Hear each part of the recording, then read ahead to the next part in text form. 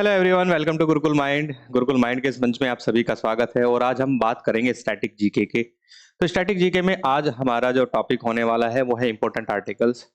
तो गाइज, होता क्या है कि स्टैटिक जीके के बहुत सारे क्वेश्चन ऐसे होते हैं जो आपसे आर्टिकल के बारे में पूछे जाते हैं। तो आज हम इंपॉर्टेंट जो आर्टिकल्स पॉलिटी के होते हैं, जो बेसिकली एग्जामिनेशन में पूछ लिए जाते हैं, उनके बारे में हम यहाँ पे डिस्कस करने वाले हैं। तो चलिए स्टार्ट करते हैं। तो सबसे पहले हम बात करते हैं यहाँ पे, 1 सेकेंड, ठीक है। तो सबसे पहले हम बात करेंगे part first, union and it's territory, ठीक है। यानी संघ और उसका राज्य क्षेत्र के बारे में हम यहाँ पे डिस्कस करने वाले हैं। तो ये जो पार्ट 1 है, मैं बताऊं आपको कि जो कॉन्स्टिट्यूशन है वो आपका 22 पार्ट्स यानी 22 भागों में विभाजित है और इसमें 395 आर्टिकल्स जो है वो लिस्टेड है, यानी 395 अनुच्छेद उसमें उल्लेखित हैं। उसमें कॉन्स्टिट्यूशन के क्या प्रोविजन है, ठीक है, वो उसमें बताए गए हैं। जैसे कॉन्स्टिट्यूशनल बॉडीज होती हैं, ठीक है, उनका एक आर्टिकल होता है। जैसे प्रेसिडेंट ऑफिस है आपका, सॉरी प्रेसिडेंट का पोस्ट है आपका, तो उसमें लिखा रहता है there shall be a president of India, यानी भारत का एक राष्ट्रपति होगा। तो ये क्या क्या चीजें हैं, इनको जानने के लिए हम इसमें डिस्कस करने वाले हैं। तो अब हम बात करते हैं part 1, union and it's territory, यानी भारत का, ओ सॉरी, संघ एवं उसका राज्य क्षेत्र या उसका क्षेत्र जो है उसके बारे में हम यहाँ पे डिस्कस करते हैं। क्योंकि देखिए, सबसे पहले भारत की भौगोलिक भूमि या भौगोलिक सीमा को डिफाइन करने की बात आती है, तो पहले ही भाग में जो है कॉन्स्टिट्यूशन के डिफाइन किया हुआ है।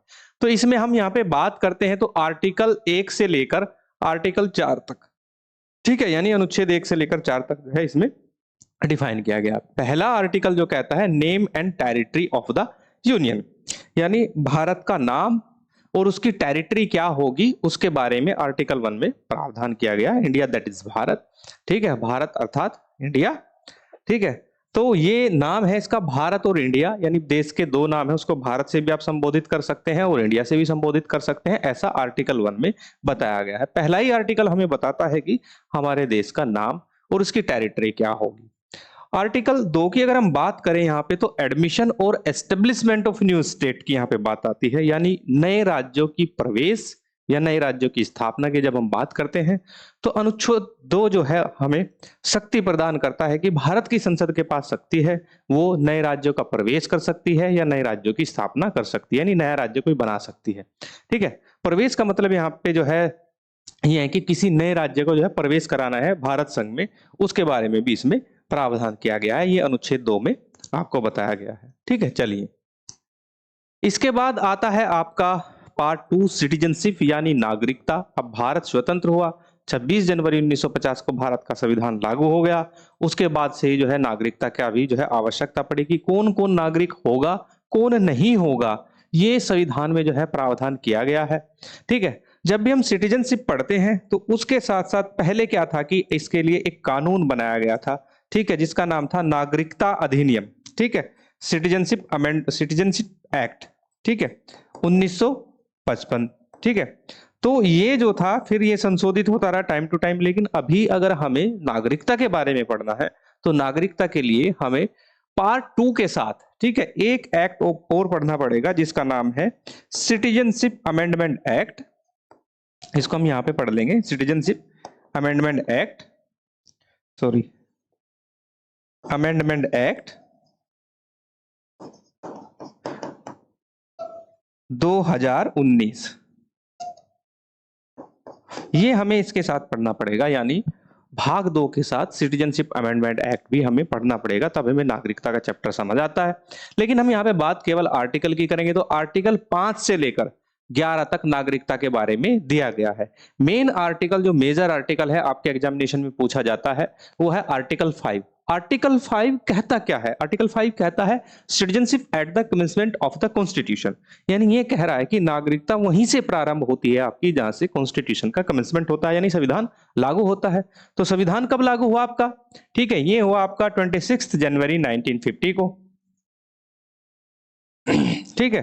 तो यहां से क्या है, यानी इस डेट से ही जो है नागरिकता का कमेंसमेंट हो जाता है, यानी संविधान के प्रारंभ से नागरिकता जिसको हम कहते हैं वहीं से नागरिकता स्टार्ट हो जाती है। तो ये है। इसके बाद अगर हम आर्टिकल 6 की बात करें तो आर्टिकल 6 कहता है rights of citizenship for migrant from Pakistan, यानी ऐसे लोग जो पाकिस्तान से भारत माइग्रेट कर गए थे। कहानी ये थी कि क्योंकि देश का विभाजन हुआ पाकिस्तान नाम का एक नया इस्लामिक कंट्री बना, तो बहुत सारे लोग उधर से आए, बहुत सारे लोग इधर से गए। अब उनके सिटीजनशिप के क्या राइट्स होंगे, इसके बारे में भी कॉन्स्टिट्यूशन में जो है ये चीजें डालनी पड़ गई। साथ ही अगर हम बात करते हैं right of citizenship for migrant from India to Pakistan, यानी भारत से पाकिस्तान जाने वालों के लिए नागरिकता क्या रहेगी, कि उनकी नागरिकता का हनन कैसे होगा, ये सारी बातें जो है इसमें प्रावधान किया गया आर्टिकल 7 में। आर्टिकल 5 से लेकर 11 तक सिटीजनशिप के बारे में बताया गया है। ठीक है, चलिए अब हम नेक्स्ट आता है जो मोस्ट इंपोर्टेंट है आपका, ये है फंडामेंटल राइट्स यानी मौलिक अधिकार। मौलिक अधिकारों से या मूल अधिकार हम इनको कह देते हैं। तो मौलिक अधिकारों से बहुत सारे क्वेश्चंस जो है आपके एग्जामिनेशंस में पूछे जाते हैं। तो जहां तक सवाल फंडामेंटल राइट्स का है, तो फंडामेंटल राइट्स होते क्या हैं, एक्चुअली ये आपके जो है नैसर्गिक यानी प्राकृतिक अधिकार होते हैं, जो नेचुरल राइट्स दिए जाते हैं। एक ह्यूमन के नेचुरल राइट्स क्या होने चाहिए उसके बारे में इसमें बताया गया है।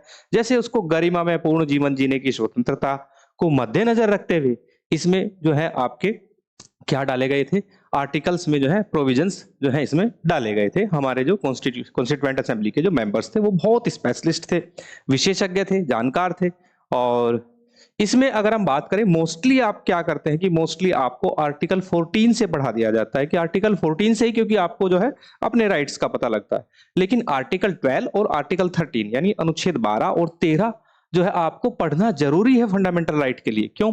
अब आर्टिकल 12 क्या कहता है? आर्टिकल 12 कहता है डेफिनेशन ऑफ स्टेट, यानी राज्य की परिभाषा। अब फंडामेंटल राइट में राज्य की परिभाषा समझाने की जरूरत क्यों आन पड़ी, तो इसको भी यहाँ पे थोड़ा सा समझते हैं। ठीक है, थोड़ा थोड़ा समझते आगे बढ़ेंगे। अब माने हम बात कर रहे हैं फंडामेंटल राइट्स यानी मूल अधिकार की। ठीक है, मूल अधिकार में जो है अगर हम देखें तो टेक्निकली दो पार्टीज होती हैं। एक पार्टी जो है भारत के नागरिक यानी सिटीजन, और दूसरी पार्टी होती है स्टेट। देखिए होते क्या है, जो मूल अधिकार हैं वो सिटीजन्स के अधिकार होते हैं, यानी सिटीजन्स के यानी नागरिकों के, जो भी आवाम है आपकी, उसके हकूक होते हैं, और अगेंस्ट होते हैं आपके स्टेट के।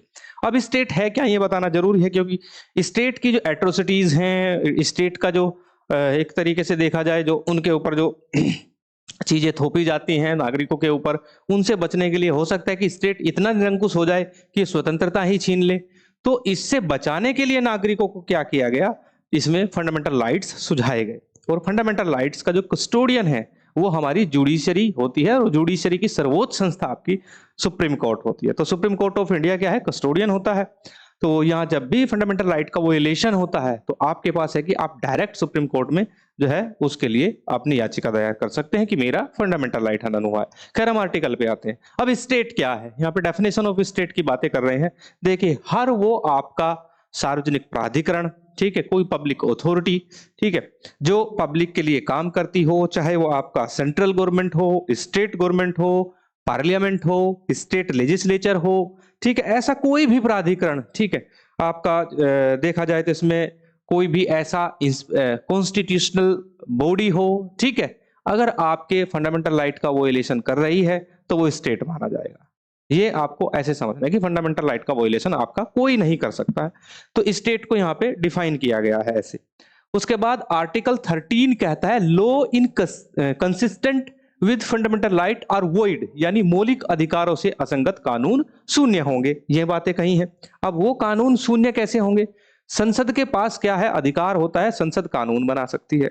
संसद के पास अधिकार होता है आर्टिकल 368 यानी अनुच्छेद 368 से शक्ति प्राप्त करके कॉन्स्टिट्यूशन में अमेंडमेंट यानी संविधान में संशोधन कर सकती है। लेकिन इन दोनों कार्य को करते हुए अगर उसने ऐसा कोई भी कानून बनाया जो फंडामेंटल राइट से असंगत है, यानी फंडामेंटल राइट को वोलेट कर रहा है, वो कानून शून्य माना जाएगा। आर्टिकल 13 क्या है, ये चीजें हम पढ़ते नहीं है लेकिन ये हमको समझनी चाहिए। तो आर्टिकल 13 कहता है कि संसद ऐसा कोई भी कानून नहीं बना सकती है जो फंडामेंटल राइट का वोलेशन करे। तो ये 12-13 समझते ही जो है आप समझ जाओगे कि एक्चुअली हमें पढ़ना क्या है फंडामेंटल राइट में। अब हमारे एक्चुअल फंडामेंटल राइट जो है वो स्टार्ट होते हैं। जैसे आर्टिकल 14 कहता है आपका इक्विटी बिफोर लॉ, यानी कानून के समक्ष समानता या क्षमता, यानी सभी कानून के समक्ष समान है। किसी को भी जो है प्रिविलेज अलग से नहीं है कि कानून से किसी को जो है कोई छूट या कोई भी डिस्काउंट ऐसा कानून देगा कि नहीं तुम्हें भाई तुम जो है राजा महाराजा के बेटे और आपको जो कानून से छूट प्राप्त है, नहीं है। Equity before law fundamental right का मतलब है कि सभी के लिए कानून समान है। कानून किसी भी व्यक्ति को स्पेशल प्रिविलेज के साथ जो है कंसीडर नहीं करेगा। आर्टिकल 15 की हम बात करते हैं, प्रोहिबिशन ऑफ डिस्क्रिमिनेशन, यानी भेदभाव का निषेध। ठीक है, तो भेदभाव का मतलब आर्टिकल 15 आपको कहता है कि राज्य की यहां पे बात आती है कि स्टेट जो भी प्रैक्टिकली एक्शन लेगा या प्रैक्टिकली एक्ट करेगा, तो वो ऐसा कोई भी कार्य नहीं करेगा जो धर्म, जाति, नस्ल, ठीक है, इनके आधार पर या किसी स्पेशल स्टेटस के आधार पर राज्य विभेद करेगा, बिल्कुल नहीं करेगा। आर्टिकल 15 जो है सभी व्यक्ति को समान अधिकार प्रदान करता है। उसके बाद जो है article 16, equity in public employment. ठीक है, ये जो आर्टिकल 16 है बहुत लोग इसको समझ नहीं पाते हैं। आर्टिकल 16 कहता है कि सार्वजनिक रोजगारों में समानता होगी। सार्वजनिक रोजगार क्या होते हैं? सार्वजनिक रोजगार ऐसे होते हैं जो स्टेट या स्टेट के से एडेड किसी इंस्टीट्यूशन के द्वारा दिए गए हों। जैसे केंद्र सरकार क्या करती है? आपको रोजगार के अवसर देती है, राज्य सरकार रोजगार के अवसर देता है। कोई पब्लिक सेक्टर यूनिट्स है, पीएसयूज हैं आपके, वो उनमें सरकार की हिस्सेदारी होती है, तो वो भी ऐसा कार्य नहीं करेगा। आप पढ़ते हैं ना कि भाई जैसे कि लाइफ इंश्योरेंस कॉर्पोरेशन एलआईसी क्या है? एलआईसी पीएसयूज है। बैंक बहुत सारे नेशनलाइज बैंक है जो पब्लिक सेक्टर बैंक माने जाते हैं। तो ये क्या करेंगे कि ये विभेद नहीं करेंगे, ये समान अवसर देंगे। समान अवसर का मतलब यहाँ पे जो है हिस्सेदारी का आ जाता है। ठीक है, तो हिस्सेदारी का मतलब ये है कि आप किसी भी ऐसे वर्ग को, जैसे हम यहाँ पे एससी एंड एसटीज की बात करते हैं, तो इनको जो है आप जो है पीछे नहीं हटाएंगे, इनको भी बराबर अवसर देंगे।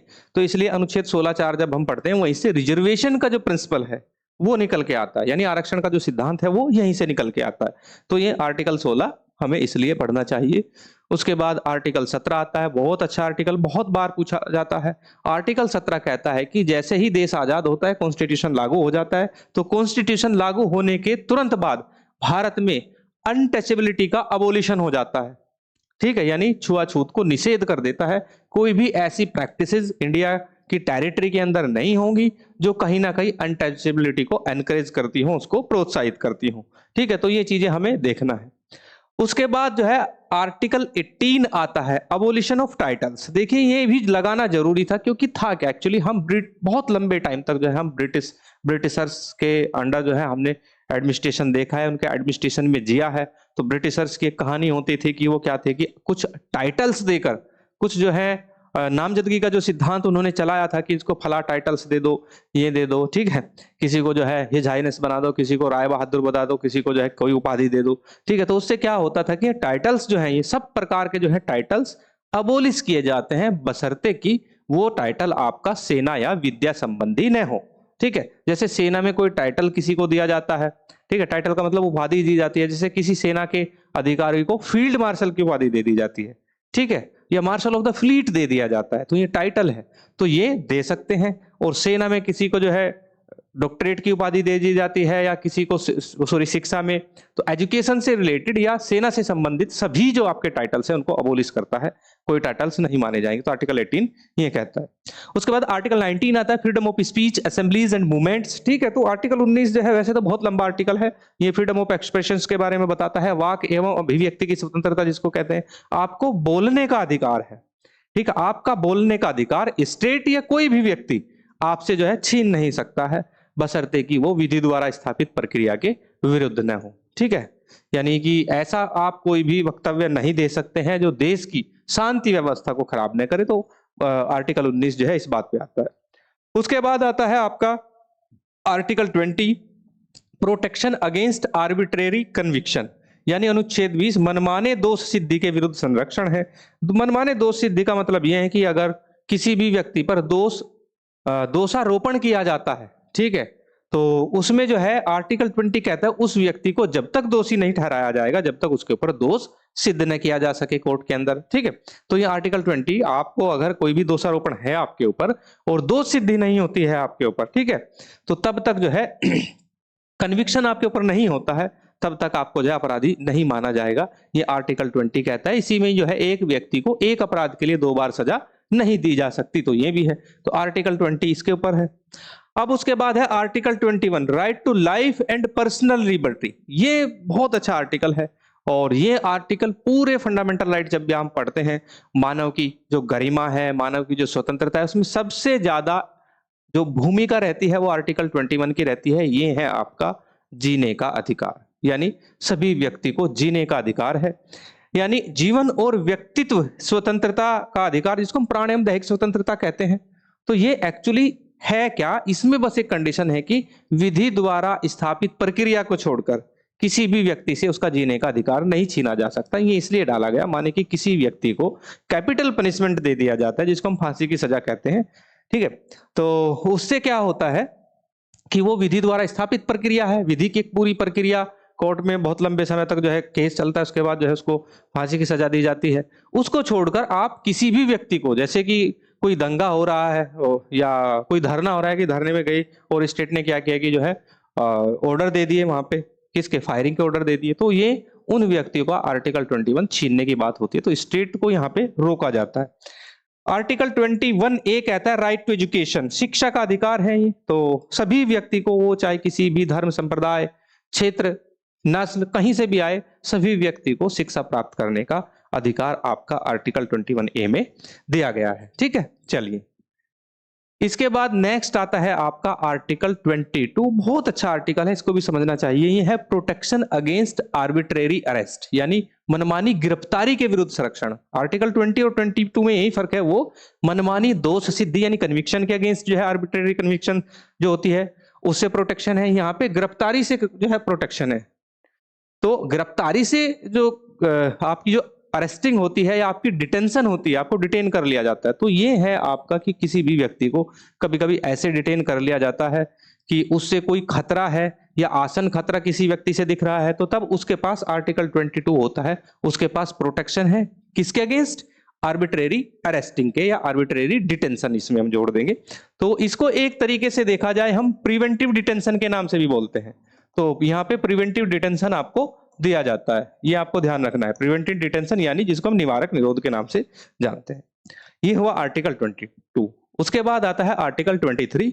आर्टिकल 23 कहता है कि prohibition of human trafficking and force labour, यानी ह्यूमन ट्रैफिकिंग का मतलब है यहाँ पे जो है मानव तस्करी, मानव की तस्करी जो होती है, या किसी से जबरन लेबर कराई जाए, फोर्स लेबर जिसको हम कहते हैं, ठीक है। तो जबरन जो है आपका श्रम या ह्यूमन ट्रैफिकिंग से प्रोहिबिशन करता है आर्टिकल 23, यानी किसी भी व्यक्ति की आप तस्करी, मानव की तस्करी नहीं कर सकते और किसी से जबरदस्ती बेगारी नहीं करा सकते हैं। तो बेगारी को रोकने के लिए जो है आर्टिकल इसमें डाला गया है, ये फंडामेंटल राइट है। उसके बाद आता है आपका article 24 prohibition of child labour, ये बलात्श्रम से है। छोटे छोटे किशोरों से जो है आप देखते हैं कि काम कराया जा सकता है, तो 14 वर्ष से कम उम्र के बच्चे से आप काम नहीं करा सकते हैं। 14 से 18 वर्ष के उम्र के बच्चों से आप जोखिम भरे कार्य नहीं करा सकते हैं, जैसे कारखानों में या खादानों में, खानों में कार्य नहीं करा सकते हैं। तो उससे जो है उन बच्चों को जो है आर्टिकल 24 यहाँ पे एक गारंटी प्रदान करता है। अब आता है आपका आर्टिकल 25, ये फ्रीडम ऑफ रिलीजन की बात करता है, यानी धार्मिक स्वतंत्रता की बात करता है। प्रत्येक व्यक्ति को किसी भी धर्म को किसी भी टाइम बदलने, प्रैक्टिस करने या उसका प्रसार करने या प्रचार करने का पूरा अधिकार है, ठीक है। उसको रोका नहीं जा सकता है, चाहे वो किसी भी धर्म से ताल्लुक रखता हो। तो ये इसमें बताया गया है। उसके बाद साथ ही आर्टिकल 26 ये कहता है कि freedom to manage religious affair, जितने भी धार्मिक मामले हैं उनका प्रबंधन करने का अधिकार उस व्यक्ति को है जो उस धर्म से जो है संबंध रखता है। तो धार्मिक मामलों के प्रबंधन में भी स्टेट जो है इसमें कोई इंटरफेयर या कोई इंटरवेंशन नहीं करेगा, कोई इंटरमीन नहीं होगा इसमें, ठीक है। तो आर्टिकल 26 जो है freedom to manage religious affairs की यहाँ पे बात करता है। उसके बाद आर्टिकल 27 की बात करें, no tax for promotion of religion, अगर कोई व्यक्ति रिलीजन को प्रमोट कर रहा है उस पर आप जो है स्टेट जबरदस्ती टैक्स इंपोज नहीं करेगा। या एक तरीके से देखा जाए तो जो आपके धार्मिक मैटर्स हैं या रिलीजियस मैटर्स हैं उनमें जो है आपका जो स्टेट है वो जबरदस्ती इनके ऊपर टैक्स इंपोज नहीं कर सकता है। उसके बाद आता है article 28, religious instruction in education institution, ठीक है, यानी शैक्षणिक संस्थानों में धार्मिक शिक्षा की यहाँ पे बात होती है। आर्टिकल 28 कहता है कि जितने भी आपके राजकीय यानी गवर्नमेंट एडेड आपके जो शैक्षणिक संस्थान है उनमें धार्मिक शिक्षा नहीं दी जा सकती, तो कोई धर्म की शिक्षा नहीं दे सकता है, ये आर्टिकल 28 कहता है, ठीक है। चलिए, उसके बाद आता है article 29, protection of cultural and educational right of minorities, यानी अल्पसंख्यकों के सांस्कृतिक और शैक्षणिक अधिकारों से संरक्षण। अनुच्छेद 29 जो है वो माइनॉरिटीज से संबंधित है। अब धार्मिक जो अल्पसंख्यक जिनको कहा जाता है रिलीजियस माइनॉरिटीज की हम यहाँ पे बात करते हैं। अब रिलीजियस माइनॉरिटीज कौन सी हैं? रिलीजियस माइनॉरिटीज भारत में जो हिंदू धर्म है उसको छोड़कर सभी को जो है रिलीजियस माइनॉरिटीज माना गया है। जैसे इसमें आपके दूसरी सबसे बड़ा जो सेकंड सबसे पॉपुलेटेड रिलीजन है यहाँ पे, जिसको मानने वाले सबसे ज्यादा हैं, वो इस्लाम है। इस्लाम, सिख, बौद्ध, जैन, पारसी, ईसाई, ये क्या है आपके, ये आपके रिलीजियस माइनॉरिटीज हैं। और इन सभी रिलीजियस माइनॉरिटीज को क्या है, उनको अपने शैक्षिक और सांस्कृतिक जो उनके अधिकार हैं उनको प्रोटेक्ट करने का अधिकार इनके पास है। ठीक है, तो एक तरीके से protection of cultural and educational right of minorities article 29 आपको देता है। चलिए, उसके बाद आपका आता है आर्टिकल 30। बहुत इंपॉर्टेंट आर्टिकल है, एग्जामिनेशन में पूछ लिया जाता है। यह कहता है कि right of minorities to establish educational institution, यानी अल्पसंख्यकों को शैक्षणिक संस्थाएं स्थापित करने का भी अधिकार है। आपने देखा होगा कि जैसे एक यूनिवर्सिटी है जिसका नाम है अलीगढ़ मुस्लिम यूनिवर्सिटी, जामिया मिलिया इस्लामिया यूनिवर्सिटी, बहुत सारे आपने इंटर कॉलेजेस देखोगे जैसे दिगंबर जैन कॉलेज, ठीक है, या जो है जैन स्थानकवासी जो है स्कूल। तो ये क्या है, ये उनके अपने स्कूल हैं। उन्होंने अपने, क्योंकि वो माइनॉरिटीज हैं, अपने बच्चों को एजुकेट करने के लिए, अपने बच्चों को मुख्य धारा में लाने के लिए इन इंस्टीट्यूशन को जो है एस्टेब्लिश किया। और उनको ये अधिकार हमारा संविधान से मिलता है। अनुच्छेद 30 कहता है कि आप जो है अपने इंस्टीट्यूशन में, अपने जो है इंस्टीट्यूशन खड़े कर सकते हैं और उनको रन करा सकते हैं और उनका मैनेजमेंट पूरा इनके हाथ में होता है।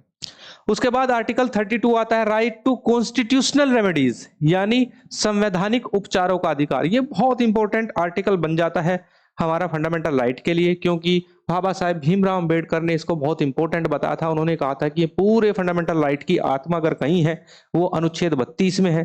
कॉन्स्टिट्यूशनल रेमेडीज का मतलब है कि ये ऊपर के सभी जितने भी आर्टिकल 14 से लेकर 30 तक मैंने पढ़ाए हैं, उनमें क्या करता है कि उनको प्रोटेक्ट करता है। आर्टिकल 32 सुप्रीम कोर्ट को गारंटी देता है कि वो जो है अगर कहीं भी फंडामेंटल राइट का वायलेशन होता है उनको रिट जारी कर सकता है, या एक तरीके से कहीं कि उनको तलब कर सकता है कि आप ऐसा क्यों कर रहे हैं। उसमें आपकी हैबेस कॉर्पस, मैंडेमस, ठीक है, शेरशरी, ये जो है प्रोहिबिशन, ये मैंडेमस हमने पढ़ी है पॉलिटी में, तो वो आर्टिकल 32 से ही जनरेट होती है और यहां से राइट मिल जाता है। सुप्रीम कोर्ट ऑफ इंडिया और High Court of any other state, इन सभी को मिल जाता है।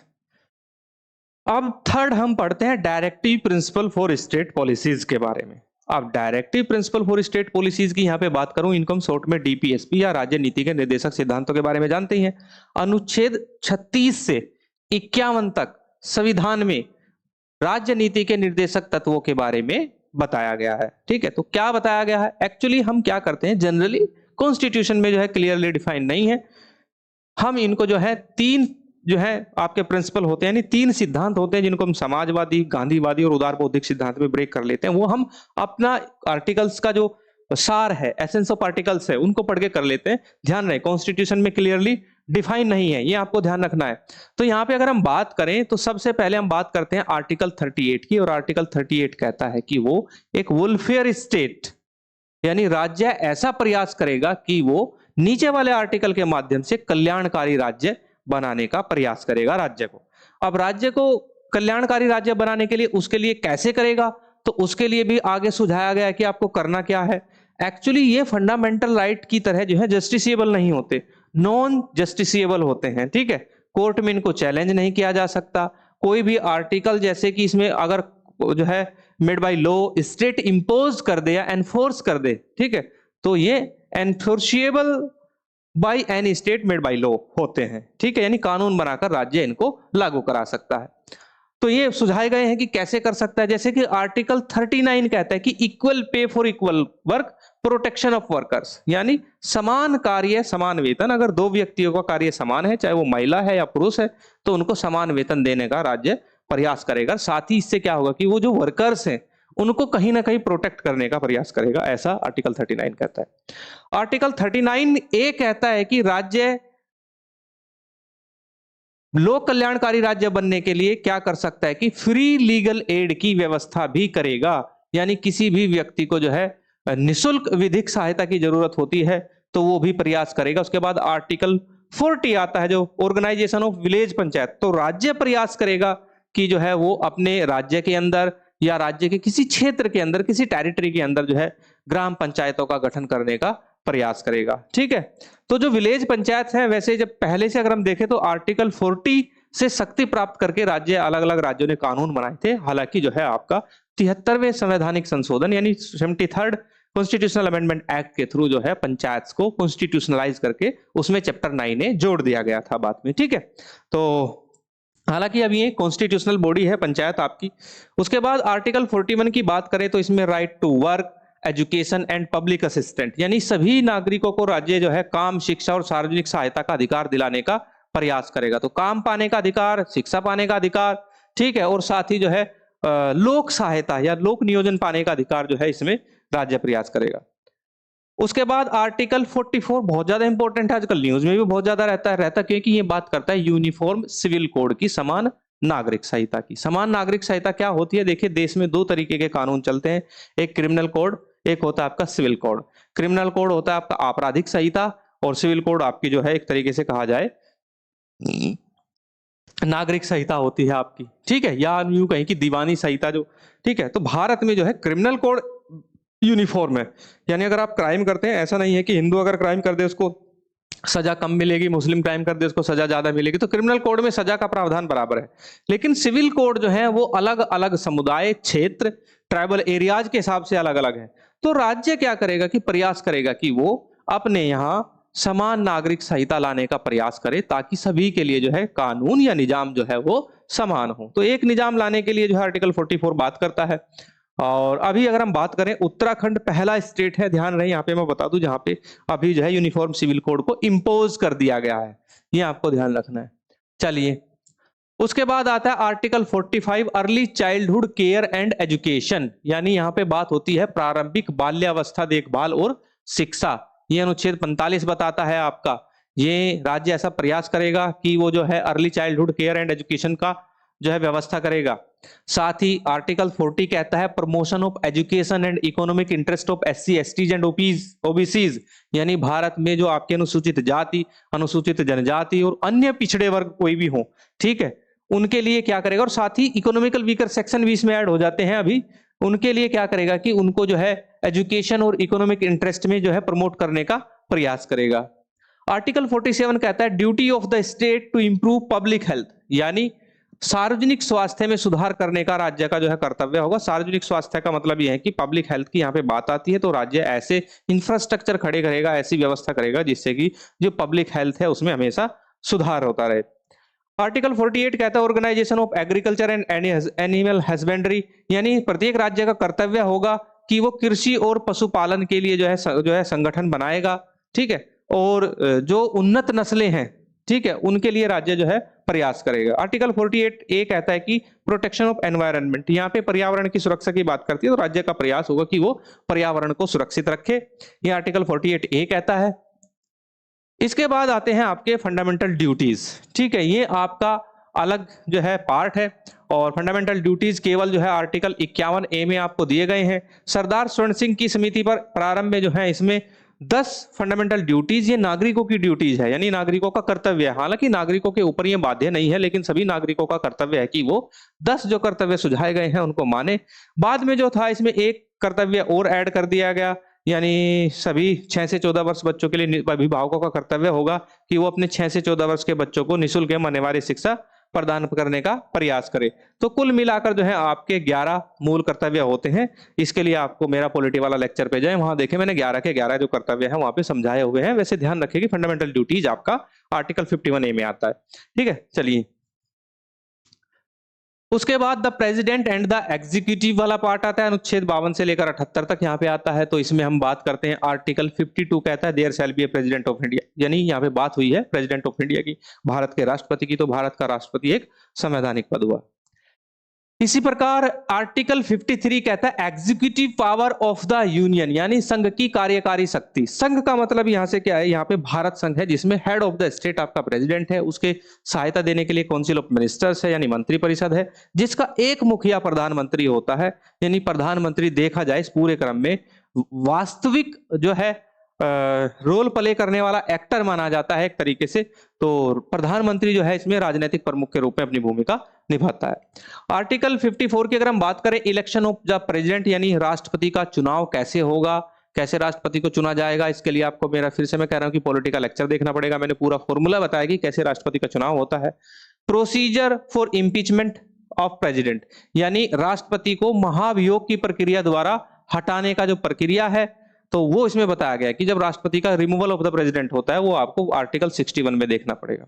फिर राष्ट्रपति की जो क्षमादान शक्तियां हैं, यानी माफ करने की या किसी को क्षमा करने की शक्तियां, pardoning power of the president, वो आपको आर्टिकल 72 में बताई गई है कि राष्ट्रपति कैसे फांसी की सजा का लघुकरण कर सकता है, उम्र कैद का, फांसी की सजा को उम्र कैद में बदल सकता है, उम्र कैद की सजा का लघुकरण कर सकता है, या थोड़ी बहुत कैद है उसको भी जो है वो माफ कर सकता है। तो ये पार्डनिंग पावर राष्ट्रपति की इसमें दी गई है। आर्टिकल 74 बताया council of ministers and prime ministers, यानी यहाँ पे जो है मंत्री परिषद और प्रधानमंत्री, ठीक है, दोनों के बारे में आपका आर्टिकल 74 में बताया गया है। ठीक है, आर्टिकल 75 कहता है कि जो है प्रधानमंत्री मंत्री परिषद का कर्तव्य होगा कि वो राष्ट्रपति को सलाह दे। आर्टिकल 78 कहता है duties of the prime minister, यानी प्रधानमंत्री की जो कर्तव्य हैं वो आर्टिकल 78 में इसमें बताए गए हैं। ठीक है, वैसे अगर देखा जाए तो पूरे कॉन्स्टिट्यूशन के अंदर कहीं भी ये नहीं कहा गया है कि there shall be a prime minister of India, यानी भारत का एक प्रधानमंत्री होगा। अगर ऐसा होता तो प्रधानमंत्री का पद भी आपका संवैधानिक हो जाता, लेकिन यहाँ पे काउंसिल ऑफ मिनिस्टर्स की बात की है, वो भी सहायता देने के लिए राष्ट्रपति को। ठीक है, तो टेक्निकली अगर देखा जाए तो राष्ट्रपति जो है आपका हेड ऑफ द स्टेट होता है, लेकिन राजनीतिक प्रमुख हमेशा जो है वो प्रधानमंत्री को ही माना जाता है। उसके बाद आता है पार्लियामेंट एंड स्टेट लेजिस्लेचर। यहां पे हम बात करें आर्टिकल 79 से लेकर 123 तक एंड 168 से 213 तक इसमें बताया गया है।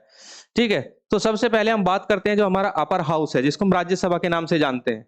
ठीक है, तो आर्टिकल 80 बताता है कंपोजिशन ऑफ राज्यसभा, यानी राज्यसभा की संरचना क्या होती है, और 81 आपका लोकसभा के बारे में बताता है कि लोकसभा की संरचना क्या होती है। 105 power and privilege of parliament, यानी पार्लियामेंट के की जो शक्तियां हैं और उसके जो विशेष अधिकार हैं वो आपको बताए गए हैं अनुच्छेद 105 में। और इसके साथ ही बहुत ज्यादा इंपॉर्टेंट ये आर्टिकल पूछा जाता है एग्जामिनेशन में, ध्यान रखना है, article 110 definition of money bill, धन विधेयक की परिभाषा क्या है। जब धन विधेयक जो है लोकसभा में पेश होता है, फिर वो जो लोकसभा स्पीकर होते हैं उनके पास जाता है, क्योंकि वही तय करते हैं कि मनी बिल है कि नहीं है। लेकिन उनको क्या है कि 110 में जो जो चीजें बताई गई हैं कि कौन कैसे मनी बिल होगा या नहीं होगा, वो चीजें उनको स्टडी करनी होती है, तभी वो बताते हैं कि मनी बिल है कि नहीं है।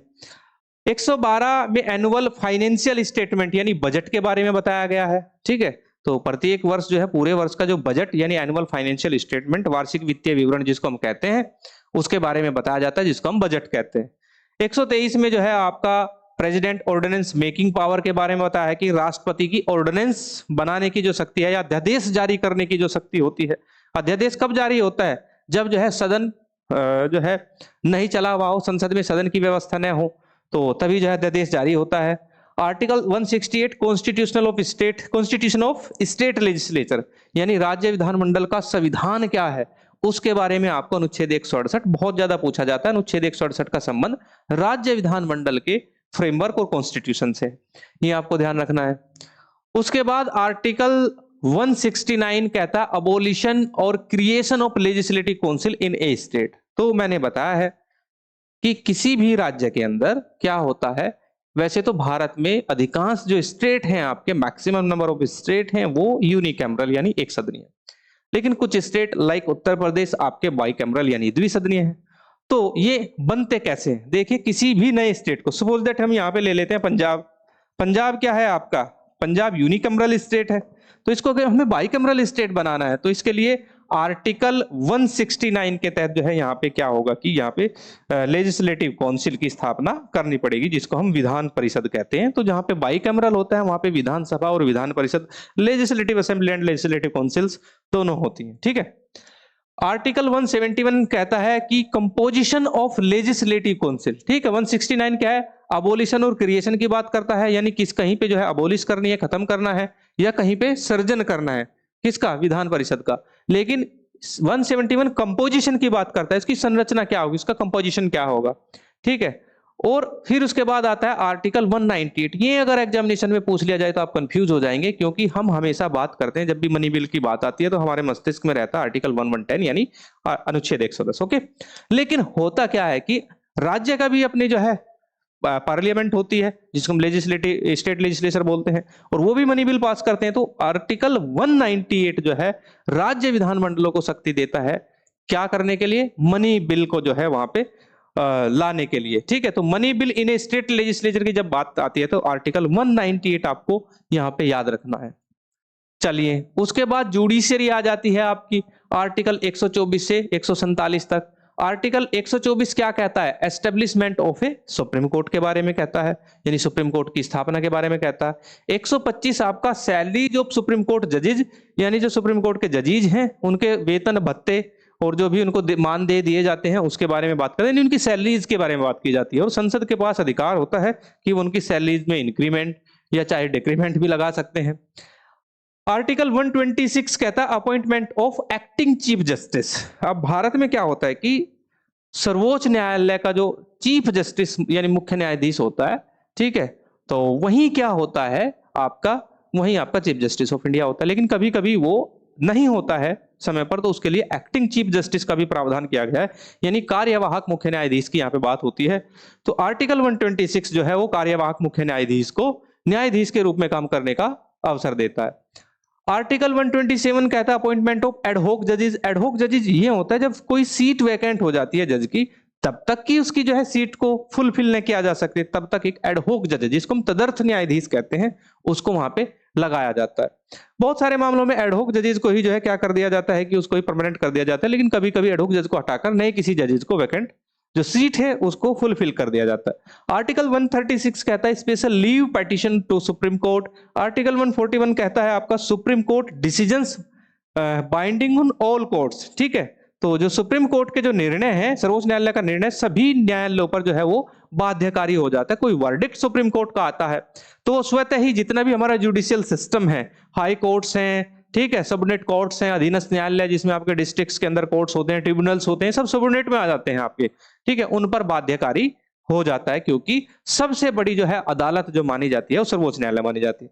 आर्टिकल 143 आपका president powers to seek supreme court advice. तो यहाँ पे अनुच्छेद 143 कहता है सर्वोच्च न्यायालय की सलाह लेने के लिए राष्ट्रपति की शक्ति जो है ये भी होता है, क्योंकि राष्ट्रपति कभी कभी क्या करता है कि वो सर्वोच्च न्यायालय की से सलाह ले सकता है। उसके पास शक्ति कहां से आती है? आर्टिकल 143 उसको पावर देता है, ठीक है। चलिए, इसके बाद article related to the high court. अभी हमने सुप्रीम कोर्ट से रिलेटेड पढ़े, तो यहां पे बस ये थोड़ा देखना है आपको। देखिए 124 किसके लिए है? आपका सुप्रीम कोर्ट के लिए, और 214 किसके लिए है? हाई कोर्ट के लिए। दोनों थोड़ा डिफरेंस है, 124 214 ऐसे आपको ध्यान रखना है, यानी 2 केवल उठ के इधर आ जाएगा आपका। ये ट्रिक आपको याद रखनी है, ये हाई कोर्ट्स ऑफ स्टेट बन जाएगा आपका, ठीक है। तो आर्टिकल 214 यानी अनुच्छेद 214 आपका कहता है कि भारत में जो है राज्यों के लिए एक अलग से उच्च न्यायालय की स्थापना की जाएगी। अनुच्छेद 215 high court to be a court to be a record, यानी अभिलेख न्यायालय के रूप में भी हाई कोर्ट होता है कि जो भी वहां पे आपके जो है हियरिंग होती है, वहां पे जो भी मामले चलते हैं उनको रिकॉर्ड के रूप में रखा जाता है। Article 216 constitution of high court, high court के संविधान के बारे में बात करता है। Article 217 appointment and conditions of office of a जजेज ऑफ ए हाई कोर्ट कहता है, यानी जो हाई कोर्ट के जजेज हैं उनकी अपॉइंटमेंट यानी नियुक्ति एवं शर्तें, यानी कार्यालय की जो शर्तें हैं उनकी, वो आपकी अनुच्छेद 217 में बताई गई हैं। उसके बाद आर्टिकल आपका 218 यानी 218 आता है application of certain provision relating to the supreme court to high court, यानी सर्वोच्च न्यायालय से संबंधित कुछ प्रावधानों को उच्च न्यायालयों पर लागू करना यहाँ पे बताया गया है। इसके बाद जनरल प्रोविजंस आते हैं, किसके आते हैं? आपके पब्लिक सर्विसेज के। आर्टिकल 308 से 314 तक जो है भारत में जो आपकी पब्लिक सर्विसेज हैं, भारत में जो आपकी जन सेवाएं हैं, जनता के लिए जो सेवाएं होती हैं, ठीक है, उनके बारे में यहाँ पे बताया गया है, ये आपको ध्यान रखना है। तो लोक सेवा की जब बात आती है तो आर्टिकल 308 से स्टार्ट हो जाती है। तो आर्टिकल 308 यानी आर्टिकल 308 कहता क्या है? वो कहता है application of provision of this part two the union and the state, ठीक है, यानी इस भाग के उपबंधों का संघ और राज्यों पर लागू होना, यानी जो general provision on public services है वो संघ और राज्यों दोनों पर लागू होता है। ये संविधान जो है प्रोविजन डालता है और ये लागू कर देता है कि नहीं, इसको संघ को भी मानना होगा और राज्यों को भी मानना होगा। ये तो बात आर्टिकल 308 ने कही। 309 ये कह देता है कि recruitment and condition of services of person serving the union और स्टेट, यानी संघ और राज्य की सेवा करने वाले व्यक्तियों की भर्ती और सेवा शर्तों की बातें जो है वो आर्टिकल 309 में बताई गई है। आर्टिकल 310 उनका टेन्योर, ठीक है, और tenure of office of person serving the union and state, यानी राज्यों और आपके जो केंद्र है या संघ है, संघ और राज्य दोनों के लिए जो पब्लिक सर्विसेज हैं, जो लोक सेवाएं हैं, उनका टेन्योर क्या होगा, यानी ऑफिस का कार्यकाल क्या होगा, उनको कैसे हटाया जाएगा, तो ये सारी जिसको हम डॉक्ट्रिन ऑफ प्लेजर्स कहते हैं वो इसमें बताया गया है। आर्टिकल 311 यानी अनुच्छेद 311, उनका डिसमिसल, रिमूवल, उनका reduction of rank, person employed in civil capacity under the union और स्टेट, यानी आर्टिकल 311 उनके डिसमिसल के बारे में बताता है। उनके डिसमिसल यानी एक तरीके से कहें उनको एक तरीके से बर्खास्तगी, हटाना या पद में कमी करना, यानी रिडक्शन इन रैंक। रैंक भी तो होती है ना, कोई सिविल सर्विसेज में जाता है तो उसकी रैंक होती है। अगर आप पुलिस सर्विस में है तो उसमें आपके डिप्टी एसपी, एसपी और फिर डीआईजी, आईजी, एडीजी, डीजी ऐसे रैंक होती है ना। तो रैंक का रिडक्शन कब करना है, उनको हटाना कब है पद से, या उनको जो है उनका डिसमिसल यानी उनको बर्खास्त कब करना है, तो ये कैसे करना है, ये सारे प्रोविजन अनुच्छेद 311 से शक्तियां प्राप्त हो जाती हैं। 312 आपका ऑल इंडिया सर्विसेज के बारे में बात करता है। All India services Akhil Bharatiya जो सेवाएं होती हैं उनका सृजन करने का जो कार्य होता है वो हमारे अपर हाउस यानी राज्यसभा के पास होता है। तो राज्यसभा चाहे तो ऑल इंडिया सर्विसेज बना सकती है। अभी वर्तमान में नियर अबाउट 24 सर्विसेज हैं, आईएएस, आईपीएस, आईएफएस, आईआरएस, आईएडीएस, ऐसी सर्विसेज होती हैं बहुत सारी। तो ऐसे ही जो है एक नई सर्विस कोई बनानी है, जैसे टीचिंग की मैं बात करूं कि टीचिंग में कोई सर्विसेज नहीं है इस टाइप की, इंडियन टीचिंग सर्विस या भारतीय शिक्षा सेवा कोई बना दे, मैं एक एग्जांपल ले रहा हूं, तो ऐसे क्या है कि सर्विसेज बना सकती है राज्यसभा। ठीक है, चलिए उसके बाद पब्लिक सर्विस कमीशन की बात आती है। आर्टिकल 315 टू 328 की यहाँ पे बात आती है। अब होता क्या है कि हमने पब्लिक सर्विसेज की तो बात कर ली है, लेकिन इन पब्लिक सर्विसेज के बीच में गेटवे जो है हमें एस्टेब्लिशमेंट करना है उसका। तो ये गेटवे स्थापित करने के लिए हमें क्या है कि हमने कमीशंस बनाए हैं, यूनियन पब्लिक सर्विस कमीशन और स्टेट के लिए स्टेट पब्लिक सर्विस कमीशन। जैसे उत्तर प्रदेश का जो पब्लिक सर्विस कमीशन है, Uttar Pradesh public service commission है आपका, उत्तर प्रदेश लोक सेवा आयोग जिसको कहते हैं। और ऑल इंडिया सर्विसेज के लिए हमने यूनियन पब्लिक सर्विस कमीशन यानी आपका संघ लोक सेवा आयोग को एस्टेब्लिश किया हुआ है। तो आर्टिकल 315 कहता है public service commission for the union and for the state, यानी ये कह रहा है कि संघ और राज्यों के लिए एक लोक सेवा आयोग होगा। अब ये बात कह दी है तो दोनों ही क्या हुए आपके कॉन्स्टिट्यूशनल बॉडी हुए, क्या हुए, संवैधानिक निकाय हुए। 316 appointment and term of office of the member of the public service commission की बातें हुई हैं। 317 यहां पे कह रहा है कि removal and suspension of A member of a public service commission. तो 316 जो है किसी भी पब्लिक सर्विस कमीशन में मेंबर या उसके जो है चेयरपर्सन के जो है अपॉइंटमेंट की बात आती है। 317 किसी मेंबर या चेयरपर्सन को हटाने की बात आती है। 318 इसमें पावर्स के बारे में बताता है, power to make regulation regarding condition of services of member and staff of public service commission. तो यहाँ पे 318 देखा जाए एक तरीके से लोक सेवा आयोगों के सदस्य और कर्मचारियों की सेवा शर्तों के संबंध में विनियमन बनाने की शक्ति 318 में आती है। 319 की अगर हम यहाँ पे बात करें तो यहाँ पे आयोग के सदस्य न रहने के पश्चात सदस्य द्वारा पद धारण करने का प्रतिषेध है। और 320 function of the public service commission, यानी आपकी जो लोक सेवा आयोग है, भले वो यूपीएससी हो या स्टेट पीएससी हो, दोनों के फंक्शंस के बारे में आर्टिकल 320 में बताया गया है। ठीक है, उसके बाद इलेक्शंस आते हैं भारत में। तो आर्टिकल 324 से लेकर आर्टिकल 329 तक इलेक्शंस के बारे में हमें प्रोविजंस दिए गए हैं। निर्वाचन तो भारत में क्या है कि इलेक्शन कमीशन ऑफ इंडिया होता है। आर्टिकल 324 कहता है superintendence the directions and control of elections vested in the election commission of India. Hindi में बोले कि चुनावों का अधीक्षण, निर्देशन और नियंत्रण चुनाव आयोग में निहित है। तो इससे क्या हो जाता है कि चुनाव आयोग कैसी बॉडी हुई, कॉन्स्टिट्यूशनल बॉडी हुई आपकी। ठीक है, तो भारत में चुनाव कराने के लिए एक चुनाव आयोग होगा। ठीक है, तो यहाँ पे क्या हो जाता है, कॉन्स्टिट्यूशनल बॉडी हो जाता है। तो 325 में जो है no person to be ineligible for inclusion in or to claim to be included in a special electoral roll on ground of religion, race, caste and sex. यहाँ पे 325 में साफ साफ कहा है कि कोई भी व्यक्ति, ठीक है, धर्म, मूलवंश, जाति या लिंग के आधार पर किसी विशेष मतदाता सूची में शामिल होने के लिए अपात्र नहीं ठहराया जाएगा। अगर किसी व्यक्ति को किसी जाति के आधार पर अपात्र नहीं माना जा सकता, किसी धर्म के आधार पर अपात्र नहीं माना जा सकता है, नस्ल के आधार पर या क्षेत्र के आधार पर नहीं माना जा सकता, तो ये कड़ी मनाही करता है आर्टिकल 325 325 जिसको हम कहते हैं। आर्टिकल 326 कहता है election to the house of the people and legislative assembly of state to be based on adult suffrage. तो 326 कहता है कि हमारे जो इलेक्शंस हैं, चाहे वो पार्लियामेंट के इलेक्शन हो, चाहे वो आपके जो स्टेट लेजिस्लेचर के इलेक्शन हो, तो उन्हें क्या है कि एडल्ट सफ्रेज यानी वयस्क मताधिकार द्वारा ही उनका चुनाव किया जाएगा, जिसकी जो एज है अभी 18 वर्ष है। पहले ये 21 वर्ष होती थी, उसको कम करके 18 वर्ष कर दिया गया। आगे भविष्य में भी है कि इसको थोड़ा और कम कर दिया जाए। 327 जो है वो power of parliament to make provision यानी संसद को शक्ति देता है कि वो जो है इलेक्शन के जो क्लोजेज हैं, ठीक है, उनको जो है क्या कर सकती है, उनमें परिवर्तन कर सकती है, उनमें कमी कर सकती है, उनको इंक्रीज कर सकती है। 328 कहता है power of legislature of a state to make provision regarding election to such legislature यानी किसी राज्य में के विधानमंडल की ऐसे विधानमंडल के लिए चुनावों के संबंध में प्रावधान करने की शक्ति जो है 328 में बताई गई है।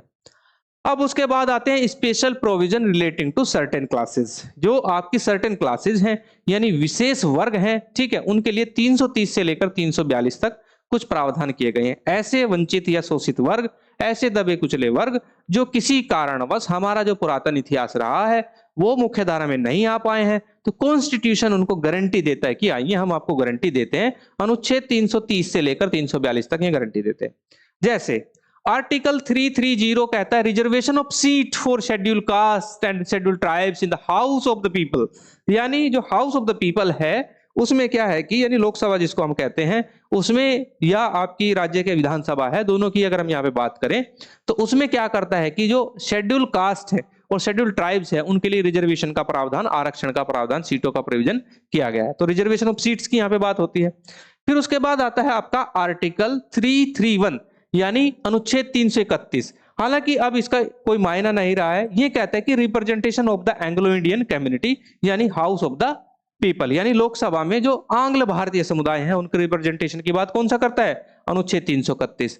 फिर उसके बाद आर्टिकल 332 कहता है कि जो reservation of seat for schedule caste and schedule tribe in legislative assemblies, यहाँ पे जो आपकी लेजिस्लेटिव असेंबलीज हैं, राज्य विधानसभाएं हैं, उनमें देखा जाए तो आर्टिकल 332 कहता है कि उनकी सीटों को रिजर्व किया जाए। इसके बाद 333 जो है रिप्रेजेंटेशन ऑफ एंग्लो इंडियन, यहाँ पे बताता था कि ये 2 एंग्लो इंडियन कम्युनिटी के सदस्य जो हैं उनको नॉमिनेट किया जाएगा लोकसभा के अंदर। लेकिन इसमें क्या हुआ कि अनुच्छेद 104th अमेंडमेंट एक्ट जो है आपका 104वां संविधान संशोधन के द्वारा इसको अबोलिश कर दिया गया। अब आपका आर्टिकल 331, आर्टिकल 33 का कोई मायना नहीं रहा है। 331 और 333 कोई मायने नहीं रखते हैं, ये आपको ध्यान रखना है। रिप्रेजेंटेशन की एंग्लो इंडियन की बात ही खत्म हो जाती है, ठीक है। उसके बाद ऑफिशियल लैंग्वेज की बात करते हैं तो 343 से 351 तक जो है भारत में ऑफिशियल लैंग्वेज का चैप्टर है। ऑफिशियल लैंग्वेज ये कहता है कि there is no national language of India, Bharat की कोई राष्ट्रीय भाषा नहीं होगी। हाँ, भारत की राजकीय भाषाएं हो सकती हैं। जिस क्षेत्र में जिस भाषा का डोमिनेंस है उस भाषा को उस क्षेत्र की राजकीय भाषा माना जाएगा। जैसे उत्तर प्रदेश, बिहार, राजस्थान, हरियाणा, उत्तराखंड जी, आपका ये मध्य प्रदेश, ये जो स्टेट है यहाँ पे हिंदी भाषा का डोमिनेंस है, तो इनको क्या है कि इनकी ऑफिशियल लैंग्वेज क्या है, हिंदी है। पंजाब में पंजाबी है, ठीक है। कर्नाटका में जो है आपकी कन्नड़ है, केरल में मलयालम है। तो ऐसे ही ऑफिशियल लैंग्वेज बनाई गई है। तो अनुच्छेद 343, ठीक है, और 344 और 345 ये तीनों जो है आपके ऑफिशियल लैंग्वेज से संबंधित है, ठीक है। चलिए, लेकिन इनको कहते क्या है थोड़ा समझ लेंगे। ये कहता है कि आर्टिकल 343 क्या कहता है उसको हम यहाँ पे देखेंगे। 343 कहता है official language of the union Hindi in Devanagari script, English for official purpose for specified period. यानी 343 में ये कहा गया था कि संघ की राजभाषा निर्दिष्ट अवधि के लिए हिंदी तथा लिपि देवनागरी और शासकीय प्रयोजनों के लिए क्या है, अंग्रेजी होगी, ठीक है। फिर उसके बाद जो है commission and committee of parliament on official language यानी राजभाषा पर संसद की आयोग और समिति की स्थापना की जाएगी। अनुच्छेद 344 गारंटी देता है। और 345 कहता है ऑफिशियल लैंग्वेज और लैंग्वेजेज ऑफ स्टेट यानी किसी राज्य की राजभाषा या भाषाएं के बारे में उन्हें गारंटी कौन देता है, अनुच्छेद 345 देता है। तो ये कहता है कि किसी राज्य की राजभाषा क्या होगी वो 345 के द्वारा मिलती है। चलिए, अब हम बात करते हैं आपके इमरजेंसी प्रोविजंस आते हैं, आपातकालीन प्रावधान। 3 आर्टिकल हैं, तीनों आज आपके क्लियर हो जाएंगे। देखिए, सबसे पहले हम बात करते हैं यहाँ पे अनुच्छेद 352 की, ठीक है। तो अनुच्छेद 352 किसकी बात करता है, नेशनल इमरजेंसी की, ठीक है। तो ये जो नेशनल इमरजेंसी है जिसको हम राष्ट्रीय आपात कहते हैं, ये कब आता है, ठीक है। तो राष्ट्रीय आपात जो है आज तक एक ही बार लगा है, 1975 में मिसेस गांधी या श्रीमती इंदिरा गांधी की जब हम बात करते हैं तब भारत में एक बार इमरजेंसी लगाई गई थी। इमरजेंसी में पूरा कामकाज ठप हो जाता है, सरकार की सारी शक्तियां जो हैं एक तरीके से देखा जाए वो केंद्र सरकार में निहित हो जाती हैं, और क्योंकि ये तब लगाया जा सकता है जब कहीं से भी बाह्य बाहरी आसन खतरा हो, ठीक है, तो ये नेशनल इमरजेंसी लगाई जा सकती है। उसके बाद दूसरा आता है आपका आर्टिकल 356, और 356 क्या कहता है, इसको कहते हैं हम राज्य में राष्ट्रपति शासन, ठीक है। अब राष्ट्रपति शासन कब लगता है, राष्ट्रपति शासन राज्य में तब लगाया जा सकता है, ये पूरे राज्य में लगाया जा सकता है, राज्य के किसी छोटे से क्षेत्र में भी लगाया जा सकता है, जब जो है संवैधानिक विफलता राज्य में देखने को मिलती है, ठीक है, राज्य में जो है संविधान के अनुरूप जो है कार्यशैली नहीं चलती है, तब राष्ट्रपति के पास अधिकार होता है, वो अनुच्छेद 356 का प्रयोग करके राज्य में राष्ट्रपति शासन लगा सकता है।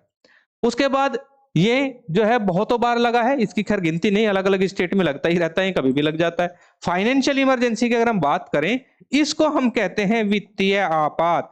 अब वित्तीय आपात जो है भारत में जो है आज तक नहीं लगा है, ये तब लगता है जब भारत की वित्तीय हालत बहुत खराब हो जाती है, ठीक है, तब जो है भारत में वित्तीय आपात यानी फाइनेंशियल इमरजेंसी लग सकती है।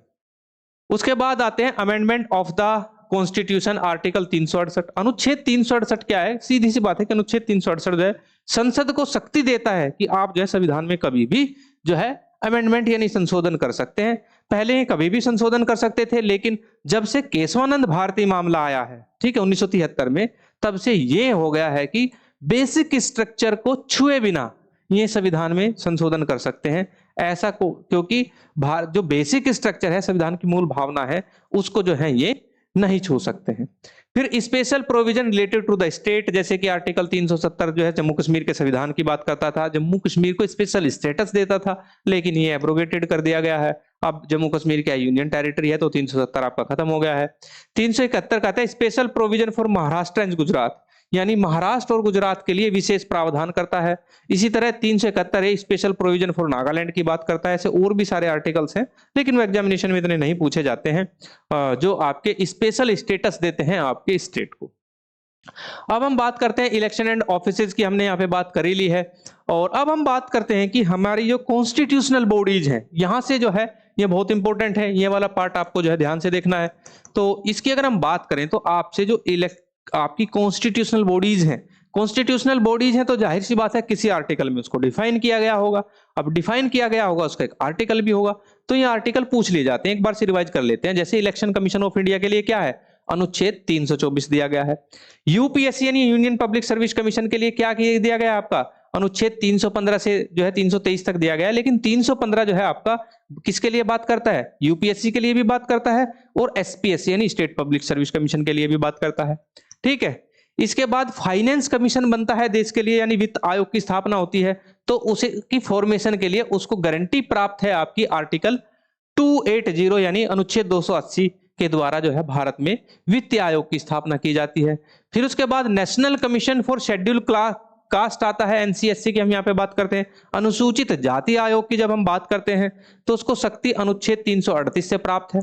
इसी तरह आपका national commission for scheduled tribes, ancestry जिसको हम कहते हैं, राष्ट्रीय अनुसूचित जनजाति आयोग की जब हम बात करते हैं तो आर्टिकल 338 से उसके लिए इसमें रखा गया है, ठीक है। इसके बाद अगर हम बात करें controller and auditor general of India की, कैग की बहुत ज्यादा पूछा जाता है एग्जामिनेशन में। आर्टिकल 148 जो है भारत में कंट्रोलर एंड ऑडिटर जनरल की बात करते हैं। कैग की जो एस्टेब्लिशमेंट है आपकी वो कहां से आती है, आर्टिकल 148 से आती है। फिर आपका एजीआई आता है, अटॉर्नी जनरल ऑफ इंडिया। होता क्या है, थोड़ा सा मैंने पॉलिटी में वैसे बताया हुआ है। अटॉर्नी जनरल ऑफ इंडिया जो है सुप्रीम जुडिशियल ऑफिसर होता है आपका भारत सरकार का, यानी भारत की जो केंद्र सरकार है, यानी एक तरीके से देखा जाए मोदी जी जो है सरकार के मुखिया हैं, और मोदी जी के जो है सबसे बड़े वकील कौन है, अटॉर्नी जनरल ऑफ इंडिया हैं। इनको भी जो है संविधान से शक्तियां प्राप्त हैं। आर्टिकल 76 यानी अनुच्छेद 76 जो है वो एजीआई की बात करता है। इसी तरह राज्य के लिए भी अपना वकील होता है राज्य का, उसको आर्टिकल 165 में बताया गया है, जिसको हम एडवोकेट जनरल ऑफ स्टेट यहाँ पे कहते हैं, ठीक है। सो गाइज ये थे आपके आर्टिकल जो है, और आज की क्लास में जो है इतना ही। अब मुझे दीजिए इजाजत, धन्यवाद।